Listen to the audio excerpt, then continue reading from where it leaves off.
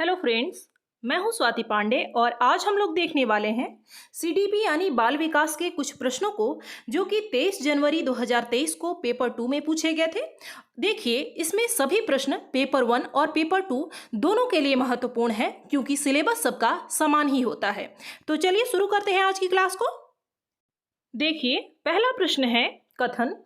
ज्यादातर बच्चों के दूध के दांत 6 वर्ष की उम्र में टूट जाते हैं, परंतु किसी 5 या 7 वर्ष के बच्चे के दांत टूटने को असामान्य नहीं देखा जाता। तर्क है, हालांकि वृद्धि व विकास जो शारीरिक विकास का क्रम है वो सार्वभौमिक है, इसमें व्यक्तिगत विभिन्नताओं के अनुसार काफी परास होता है। देखिए, इसमें क्या कहा जा रहा है कि ज्यादातर बच्चे के जो दूध के दांत होते हैं वे 6 वर्ष की उम्र में टूट जाते हैं, लेकिन ऐसा नहीं है अगर किसी बच्चे का 5 साल में या 7 साल में टूटता है तो उसे असामान्य नहीं देखेंगे हम लोग। साथ ही शारीरिक विकास का जो और वृद्धि का क्रम होता है वो सार्वभौमिक यानी यूनिवर्सल होता है। यानी कि जैसे अगर हम बच्चे के विकास का क्रम देखें तो सबसे पहले बच्चा बैठना शुरू करता है, उसके बाद वो धीरे धीरे खड़ा होना, उसके बाद चलना और दौड़ना सीखता है। तो यह क्रम समान है, भले ही वो बच्चा भारत का हो या फिर किसी अन्य देश का, लेकिन क्रम जो है वो यूनिवर्सल है। यह नहीं है कि भारत में बच्चा पहले जन्म लेते ही दौड़ना शुरू कर देगा और अन्य देशों में ऐसा नहीं होगा। सबका क्रम समान है, लेकिन यह जरूरी नहीं है कि कोई बच्चा 6 महीने में चलना सीखेगा, कोई बच्चा 7 महीने में चलना सीखेगा, कोई बच्चा जो है वो शायद 9-10 महीने में शुरू करे। तो एक सबका समान होना जरूरी नहीं है, इसे ही हम लोग व्यक्तिगत भिन्नता कहते हैं।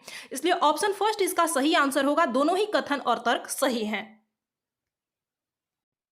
अगला प्रश्न है, किस सिद्धांत में प्रतिपादित किया गया है कि विकास की दिशा समान होने पर भी प्रत्येक बच्चे का विकास अपनी गति से होता है? ऑप्शन फर्स्ट है शीर्षगामी विकास का सिद्धांत, सेकंड है समीप दूराभिमुख विकास का सिद्धांत, थर्ड है एकरूपता का सिद्धांत और फोर्थ है व्यक्तिगत विकास का सिद्धांत।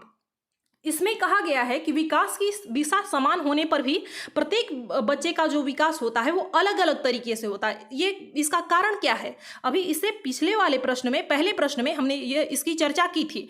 प्रत्येक बच्चे का विकास जो है उसका क्रम समान होता है, लेकिन गति समान हो यह कहा नहीं जा सकता है और इसे हम लोग व्यक्तिगत विकास का सिद्धांत कहते हैं। ऑप्शन फोर्थ इसका सही आंसर होगा। अगला प्रश्न है, निम्न में से कौन सी संस्था सामाजिकरण की द्वितीयक संस्था नहीं है? ऑप्शन फर्स्ट है परिवार, सेकंड है मीडिया, थर्ड है स्कूल और फोर्थ है समकक्षी, यानी जो साथ में पढ़ते हैं। देखिए, हम लोग जानते हैं कि परिवार जो है वो हमेशा कभी भी कहीं भी सामाजिकरण का प्राथमिक कारक होता है, क्योंकि सबसे पहले जो बच्चा होता है उसका जन्म परिवार में ही होता है, वहीं के लोगों से वह सीखता है, उसका सामाजिकरण वहीं होता है, यह प्राथमिक में है। लेकिन यहाँ हमसे क्या पूछा जा रहा है कि द्वितीयक संस्था नहीं है, सेकेंडरी नहीं है, तो ऑप्शन फर्स्ट इसका सही आंसर होगा। बाकी ये सभी जो सामाजिकरण के द्वितीयक संस्था हैं।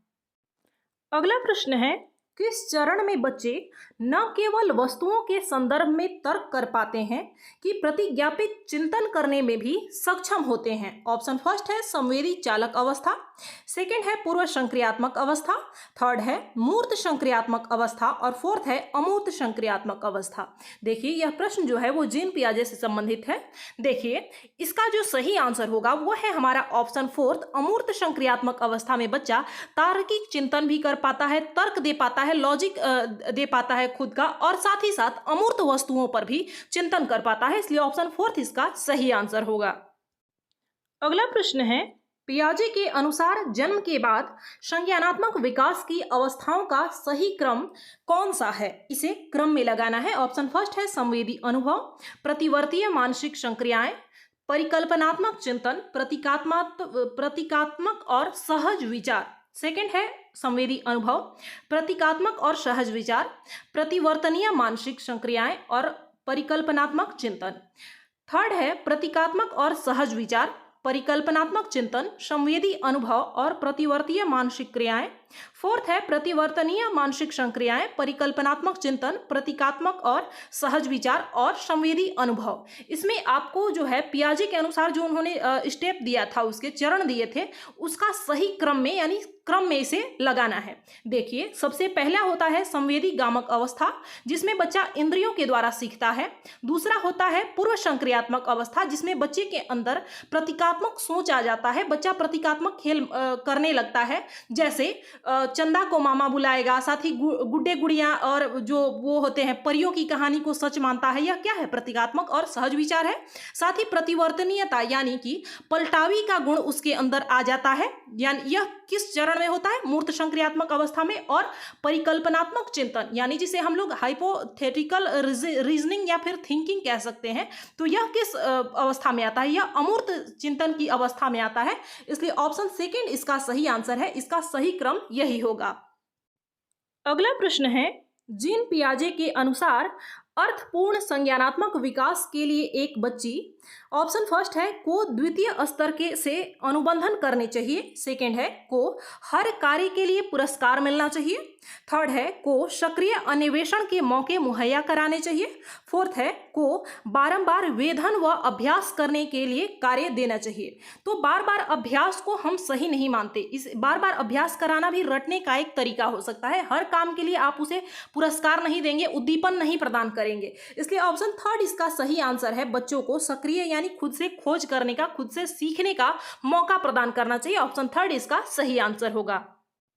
अगला प्रश्न है, नैतिक विकास के कोहलबर्ग के किस स्तर के अनुसार नियमों का पालन या अवज्ञा उनके अच्छे या बुरे परिणामों से निर्धारित होता है? यानी कि बच्चे किस अवस्था में, किस स्तर में नियमों का पालन या फिर उस नियम की अवहेलना करना, तोड़ना उनके अच्छे या बुरे परिणाम से निर्धारित कर पाते हैं? ऑप्शन फर्स्ट है पूर्व संचालन स्तर, सेकंड है पूर्व पारंपरिक स्तर, थर्ड है पारंपरिक स्तर और फोर्थ है उत्तर पारंपरिक स्तर।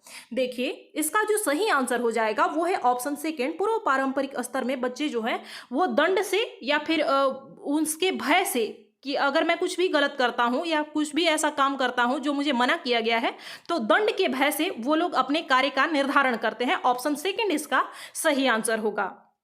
अगला प्रश्न है, वाइगोत्स्की के अनुसार बच्चे अपने साथियों डैश के माध्यम से सीखते हैं। ऑप्शन फर्स्ट है के साथ सामाजिक संपर्क, सेकंड है के साथ प्रतियोगिता, थर्ड है से शारीरिक रूप से लड़ाई और फोर्थ है का मजाक उड़ाएं। वाइगोत्स्की ने सामाजिक सांस्कृतिक सिद्धांत दिया था जिसमें उन्होंने सामाजिकता पर ज्यादा बल दिया था। इसलिए ऑप्शन फर्स्ट इसका सही आंसर होगा कि बच्चे जो है अपने साथियों के साथ, अपने दोस्तों के साथ सामाजिक संपर्क के माध्यम से सीखते हैं, अधिगम उनका अच्छे से होता है।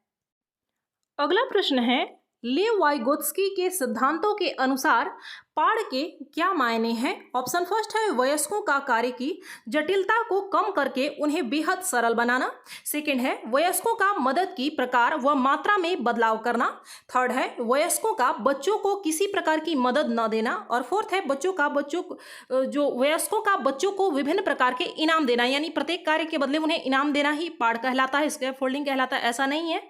साथ ही साथ बच्चों को अगर हम सहायता नहीं दे रहे हैं तो इसे स्कैप फोल्डिंग नहीं कहा जा सकता है। अब ऐसा भी नहीं है कि बच्चों को अगर हमने कोई प्रॉब्लम दिया, कोई भी ऐसा मैथ्स का क्वेश्चन दिया, इक्वेशन दिया जो बच्चे सॉल्व नहीं कर पा रहे हैं, तो हमें उसे बताने में मदद करना है। ये नहीं करना है कि हम पूरा का पूरा क्वेश्चन ही सॉल्व कर दे रहे हैं ताकि बच्चे का जो काम आसान हो जाए, तो हमें यह भी नहीं करना है। हमें बस इतनी मदद करनी है जिसकी सहायता से बच्चा खुद ही उस क्वेश्चन के समाधान पर, सॉल्यूशन पर खुद ही पहुंच सके। इसलिए ऑप्शन सेकेंड इसका सही आंसर होगा।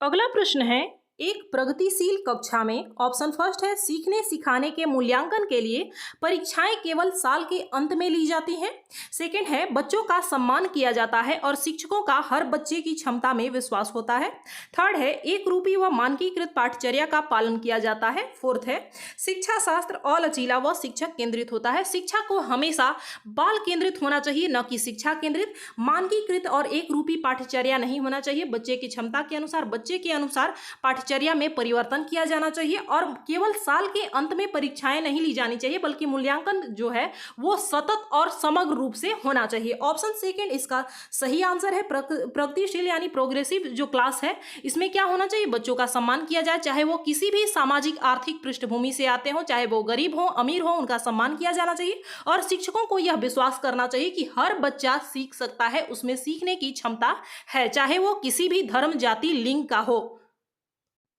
अगला प्रश्न है, कौन सी अधिक बुद्धि वाले व्यक्तियों में प्राकृतिक रूपों जैसे जानवरों और पौधों की प्रजातियों और चट्टानों और पर्वत के प्रकारों को वर्गीकृत करने की क्षमता होती है?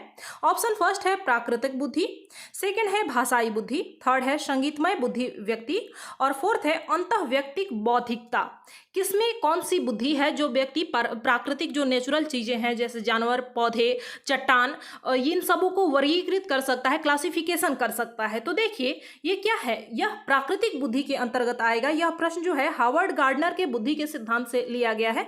भाषाई बुद्धि में बच्चे का जो भाषाई जैसे स्किल होता है हमारा, उस पर ज्यादा पकड़ होता है। जैसे जो कवि लोग होते हैं उनमें क्या होता है, भाषाई बुद्धि होता है। संगीतमय बुद्धि यानी जो सिंगर लोग होते हैं उनमें संगीतमय बुद्धि होता है। लेकिन यहाँ पर जो उदाहरण दिया गया है इसमें प्रकृति की बात की जा रही है, इसलिए ऑप्शन फर्स्ट इसका सही आंसर होगा। अगला प्रश्न है, यह वाक्य स्त्रियों, पुरुषों व दूसरे जेंडर की भूमिका समाज तय करता है, जेंडर की संरचना के बारे में क्या दर्शाती है? ऑप्शन फर्स्ट है जेंडर एक आनुवांशिक संरचना है, सेकंड है जेंडर एक भौतिक संरचना है, थर्ड है जेंडर एक सामाजिक संरचना है और फोर्थ है जेंडर वंशानुगत गुण है। यहाँ पर जेंडर की बात की जा रही है, यानी जिन चीज़ों से महिलाओं और पुरुषों को एक किसी भी चीज़ में बांध देना, जैसे किसी एक भूमिका में बांध देना कि महिलाएं केवल घर का कार्य करेंगी और जो पुरुष हैं वो केवल भरण पोषण करने का कार्य करेंगे, मेहनत मजदूरी का काम करेंगे, जो भी जिसमें ज़्यादा फिजिकल एक्टिविटी हो वो पुरुष करेंगे। यह क्या है, यह आनुवांशिक नहीं है, यह एक सामाजिक संरचना है। ऐसा नहीं था कि किसी ने हमें बनाकर ही ऐसा भेजा है कि हम बस केवल चूल्हे चौके तक ही सीमित रहें, ऐसा बिल्कुल भी नहीं है। यह क्या है, सामाजिक संरचना है, इसलिए ऑप्शन थर्ड इसका सही आंसर है। अगला प्रश्न है, कथन ए, शिक्षकों को मानकीकृत पाठ्यचर्या व आकलन तरीकों के इस्तेमाल व कार्यान्वित करने पर बल देना चाहिए। तर्क है, स्कूलों को बच्चों में व्यक्तिगत विभिन्नताओं को स्वीकारने की बजाय उन्हें हटाने का प्रयास करना चाहिए। देखिए, कभी भी मानकीकृत पाठ्यचर्या को लागू करना सही नहीं माना जाता है, बल्कि जो हमारा पाठ्यचर्या है उसे समावेशी होना चाहिए। साथ ही साथ व्यक्तिगत जो भिन्नताएं होती हैं उनको हमें स्वीकारना होता है, बजाय कि उन्हें हटाने के, और उनके अनुसार हमें शिक्षण करना चाहिए। इसलिए ऑप्शन फोर्थ इसका सही आंसर है। ए और आर दोनों ही गलत हैं। अगला प्रश्न है, मूल्यांकन क्यों नहीं किया जाना चाहिए? ऑप्शन फर्स्ट है बच्चों की सीखने की तैयारी के स्तर का पता लगाने के लिए, सेकंड है सीखने सिखाने की प्रक्रियाओं में सुधार करने के लिए, थर्ड है बच्चों में प्रतिस्पर्धा की भावना पैदा करने के लिए, फोर्थ है यह समझने में मदद करने के लिए कि बच्ची क्या कर सकती है और क्या नहीं। देखिए, इसमें क्या पूछा जा रहा है कि मूल्यांकन क्यों नहीं किया जाना चाहिए, मूल्यांकन का मुख्य उद्देश्य क्या नहीं होना चाहिए। तो ऑप्शन थर्ड इसका सही आंसर हो जाएगा। मूल्यांकन का मतलब यह नहीं है कि बच्चों में हम प्रतिस्पर्धा की भावना पैदा कर रहे हैं कि मुझे ज़्यादा मार्क्स लाने हैं, इससे ज़्यादा अच्छा करके दिखाना है, तो इससे प्रतिस्पर्धा नहीं बल्कि सहयोग की भावना हमें पैदा करनी होती है। इसलिए ऑप्शन थर्ड इसका सही आंसर होगा। अगला और अंतिम प्रश्न है, छात्रों को उनके सीखने पर रचनात्मक प्रतिक्रिया प्रदान करने और अपने स्वयं के अध्यापन पर मनन करने के लिए शिक्षकों को ऑप्शन फर्स्ट है योगात्मक मूल्यांकन का प्रयोग करना चाहिए, सेकंड है रचनात्मक मूल्यांकन का प्रयोग करना चाहिए, थर्ड है केवल शैक्षिक पहलुओं पर ध्यान देना चाहिए, फोर्थ है केवल पेपर पेंसिल वस्तुनिष्ठ प्रकार के परीक्षण के उपयोग पर ध्यान देना चाहिए।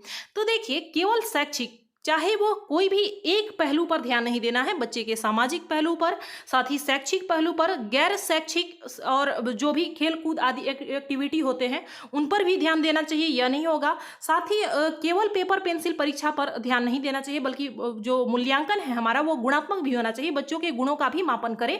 योगात्मक मूल्यांकन को सही नहीं माना जाता है, रचनात्मक मूल्यांकन को हमेशा सही माना जाता है, इसलिए ऑप्शन सेकेंड इसका सही आंसर होगा।